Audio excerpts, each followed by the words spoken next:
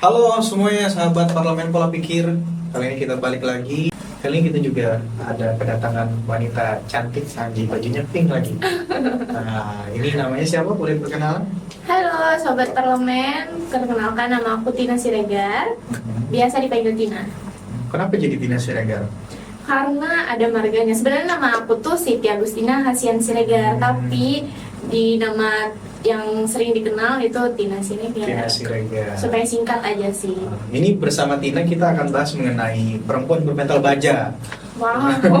Dia juga bisnis, organisasi Yeah. juga banyak, bahkan masuk Sapma PP. Wow. Itu jarang cewek ikut Sapma PP.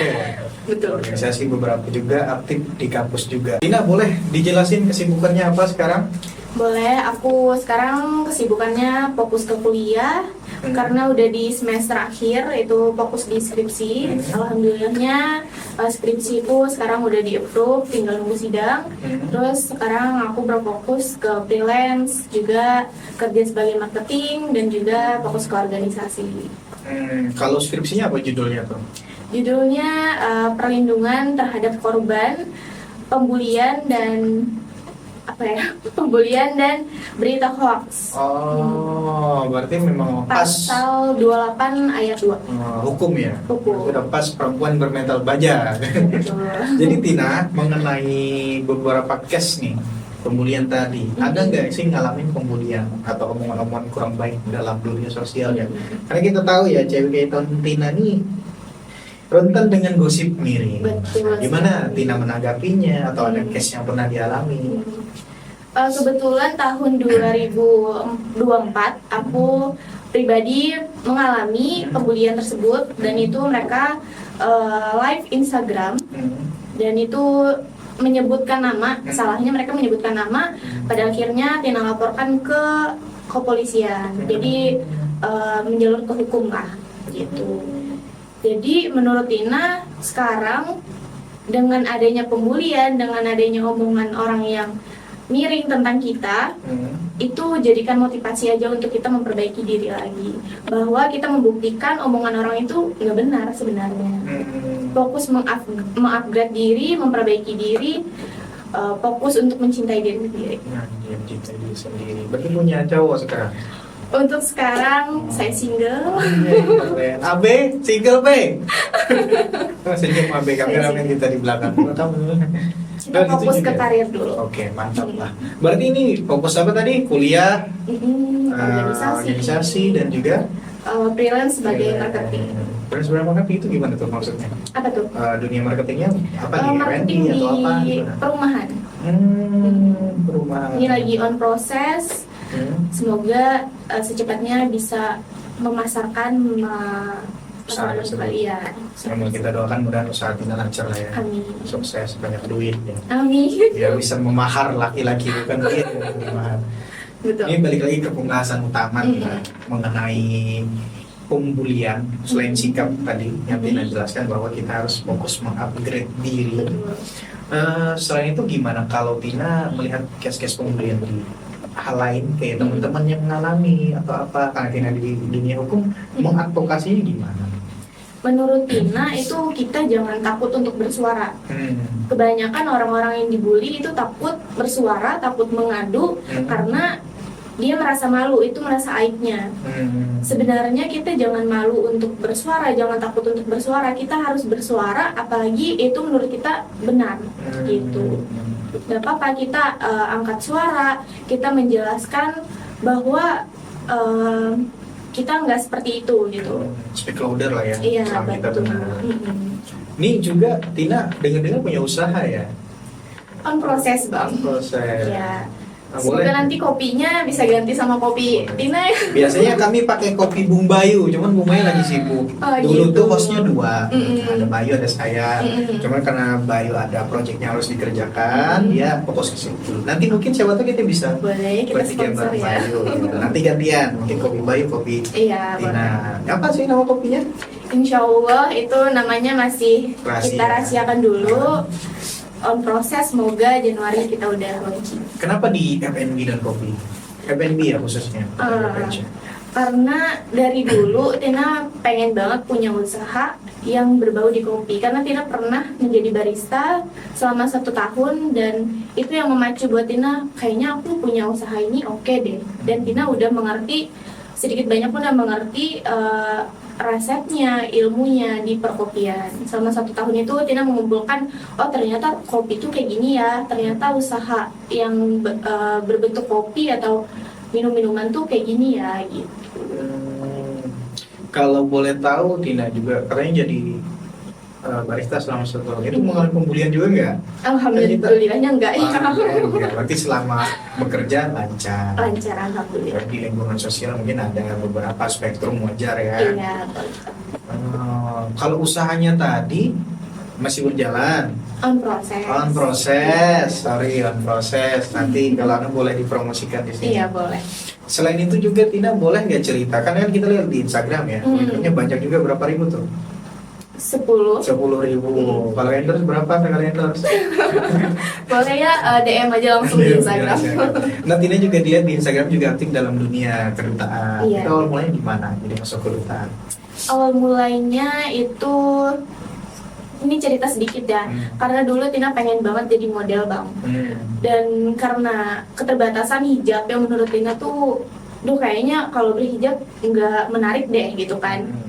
Sampai pada akhirnya Tina ikut ajang lomba itu, Putri Kalteng berprestasi. Akhirnya Tina mendapatkan juara angkatan 2. Nah disitulah mulainya Tina mendalami bagaimana sih modeling itu, role model itu kayak gimana. Akhirnya di tahun 2025 Tina memberanikan diri untuk ikut ajang Putri Pariwisata Kalimantan Tengah, Kota Palangkaraya. Akhirnya Tina mendapatkan gelar sebagai Putri Sosial Media Kota Palangkaraya. Dan sekarang masih aktif di dunia itu. Alhamdulillah masih aktif. Apa aja tugas-tugas Tina di situ? Karena Tina di bagian sosial media, jadi Tina juga alhamdulillah dipercaya sebagai ketua sosial medianya, tim kreatifnya. Jadi yang handle Instagram, postingan dan lain-lain, Tina bersama tim, ada timnya juga. Berapa lama sih tugasnya? Maksudnya dari duta ini periode? 1 tahun. 1 tahun. Iya, Berarti akan ada regenerasi. Betul. Dari 2026 nanti kita akan melakukan pemilihan lagi. Ada keinginan nggak buat level up? Kalau keinginan pasti ada, tapi untuk sekarang kayaknya Tina memfokuskan yang lebih prioritas lagi. Apa yang prioritas? Kuliah. Jodoh. Oh, nanti dulu deh. Kayaknya Tina memprioritaskan untuk pendidikan Tina dulu dan yang bisa menghasilkan lebih lah. Tina ini Sreger berarti orang? Iya, Tina keturunan dari kakek. Apa tuh? Batak? Iya, Batak. Sumatera Utara, Tapanuli Selatan. Berarti ini cukup terdampak ke daerahnya? Iya, tapi nggak ada kabar. Maksudnya nggak tahu sih keluarga di sana kayak gimana gitu. Oh, masih ada keluarga di sana? Masih ada. Cuman ya udah lama lost kontak gitu bang. Karena jauh ya. Yang mudah-mudahan keluarga Tina di sana baik-baik aja. Amin. Ini juga mengenai mengenai dunia pariwisata, tadi usaha, pendidikan. Kalau dari Tina sendiri menanggapi isu-isu kan banyak di Kalteng ini tingkat pernikahan dini masih lumayan, masih banyak orang tua dan bahkan anaknya sendiri emang mengesampingkan pendidikan. Itu gimana Tina menanggapi hal tersebut? Saya sayang banget ya. Iya betul. Nah ini yang sebenarnya pengen banget Tina sosialisasikan di organisasi. Alhamdulillahnya Tina juga sebagai ketua P3 di 2 organisasi, di Sapma dan juga di Tidar. Dan Tina pengen banget ada kesempatan untuk kita bersuara sebagai perempuan, bersosialisasi di daerah-daerah yang tertinggal, maksudnya di pedalaman, karena di sanalah kebanyakan wanita-wanita perempuan yang memilih untuk menikah daripada untuk berpendidikan lanjut. Karena kan mereka di sana juga mindsetnya tertinggal kan bang, karena di sana juga keterbatasan internet dan gadget. Jadi mereka ya udah nikah aja deh supaya hidupnya aman gitu kan. Nah itu yang pengen Tina paparkan dan sosialisasikan, bahwa perempuan juga boleh berpendidikan tinggi, tidak melulu kita terpaku di menikah setelah kita udah lulus SMA atau kita menikah lulus SD juga banyak Bang.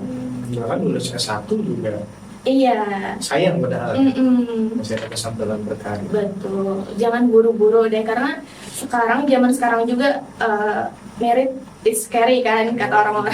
Scary Karena banget. banyak banget kasus-kasus perselingkuhan, KDRT, patriarki terutama yang tidak memperbolehkan wanitanya untuk berkarya lebih tinggi lagi, berpendidikan lebih tinggi lagi. Gitu. Ini kan berhubungan dengan perempuan dan ambisi. Iya. Kalau Tina menanggapinya gimana? Karena kan ada yang anti, yang Mm. mempunyai seorang pasangan perempuan yang punya ambisi. Mm. Tapi Tina gimana nih? Pandangannya soal itu, perempuan dan ambisi, dalam tanda kutip ya. Ya. Hmm. Kebetulan Tina pernah mengalami itu juga. Jadi tahun 2022 itu Tina hampir banget untuk married di umur Tina 18 tahun. Tapi alhamdulillahnya karena Tina berprinsip Tina harus berkarir dulu karena ada orang tua, ayah, ibu, dan nenek terutama yang harus Tina banggakan dulu, Tina buktikan dulu bahwa ini anak bungsu nih bisa juga loh berkarya dan setinggi mungkin berpendidikan. Pada akhirnya Tina memilih untuk putus, mengakhiri hubungan itu dan tidak melanjutkan untuk ke jenjang yang serius. Sudah move on. Alhamdulillah sudah. Ke jenjang yang serius akhirnya ya Tina ada di titik sekarang. Kalau Tina married di umur segitu mungkin Tina nggak ada di titik yang sekarang. Itu prinsip bro. Tepuk tangan, Bu Abe. Kameramen di belakang Abe, kalau bisa direkam balik lah supaya kelihatan Abe the man behind. Ini juga kita baru-baru kegiatan parlemen pola pikir. Betul. Senang nggak Tina tergabung Senang di situ? banget karena itu kemarin tidak sengaja ya Bang ya kita ketemu di kafe. Sebenarnya saya bukan bagian tapi tiba-tiba jadi bagian. Gak apa-apa, kita Sangat senang banget karena ada parlemen pola pikir ini.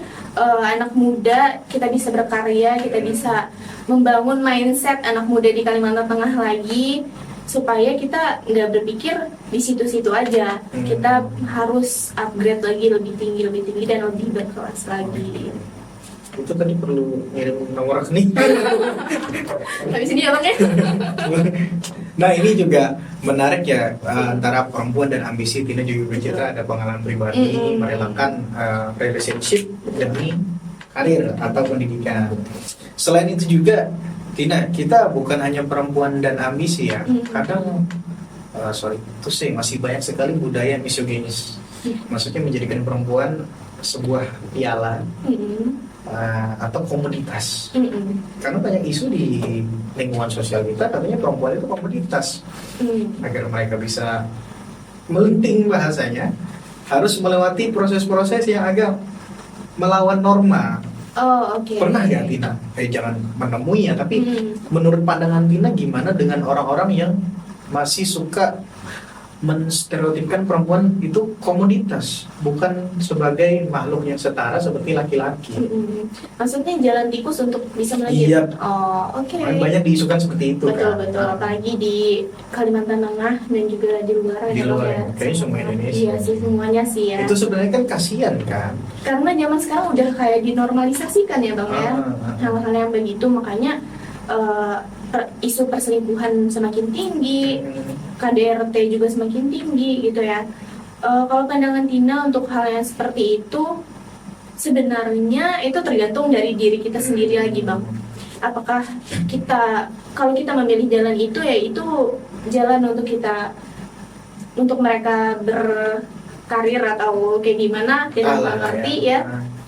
Tapi kalau kita memilih dengan logika dan prinsip diri sendiri, kita nggak akan memilih itu sih Bang. Kita punya jalan sendiri untuk kita berproses, karena semua yang ada di dunia ini nggak ada yang instan dan nggak ada yang dimsalin jadi gitu kan. Gitu sih sebenarnya.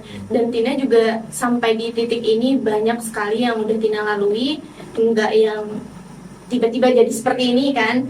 Banyak banget yang Tina lalui. Tina juga dulu pernah kerja di barista yang pakai boot itu 3 bulan, terus Tina pernah jadi barista 1 tahun, terus Tina juga pernah jadi jurnalis di Murung Raya itu sama 1 tahun juga, terus Tina juga pernah jadi tim kampanye, gitu-gitulah pokoknya pekerjaan laki-laki yang seharusnya laki-laki mengerjakan, Tina juga ikut mengerjakan. Makanya cocok judulnya perempuan bermental. Baca.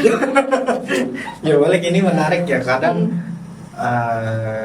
gimana ya, banyak orang mencari perempuan yang sudah settle up, ternyata Iya. settle up itu terbentuk, Terbentuk. bukan langsung dapat seperti Langsung. itu.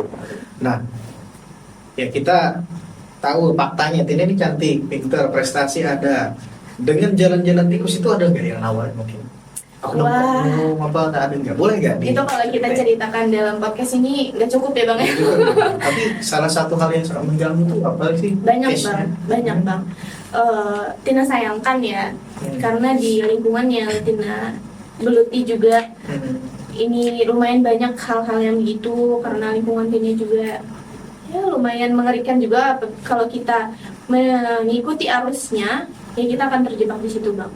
Tapi misalnya kita punya prinsip untuk kita bertahan dan tidak mengikuti jalur tikus itu, alhamdulillah mungkin kita akan terbentuk dari diri kita sendiri. Oke, Tina, ini sangat berhubungan dengan perempuan. Let's say ada beberapa anggapan banyak perempuan maupun laki-laki masih, apalagi di zaman sekarang, melihat value itu dari looks, cantik. Nah, kalau dari Tina, cantik itu apa sih? Kalau dari looks itu menurut Tina, laki-laki itu kan manusia yang visual ya Bang ya. Pasti mereka melihat dari looks juga. Tapi zaman sekarang Tina juga sering menemukan laki-laki yang tidak melihat dari looks aja, tapi mereka melihat dari pemikiran, hati yang pasti. Hati boleh. Hati yang pasti. Tapi Tina sekarang melihatnya laki-laki banyak juga yang melihat perempuan itu dari pemikiran sih, mindsetnya. Karena percuma cantik apabila kita nol, kita nggak punya ilmu apa-apa.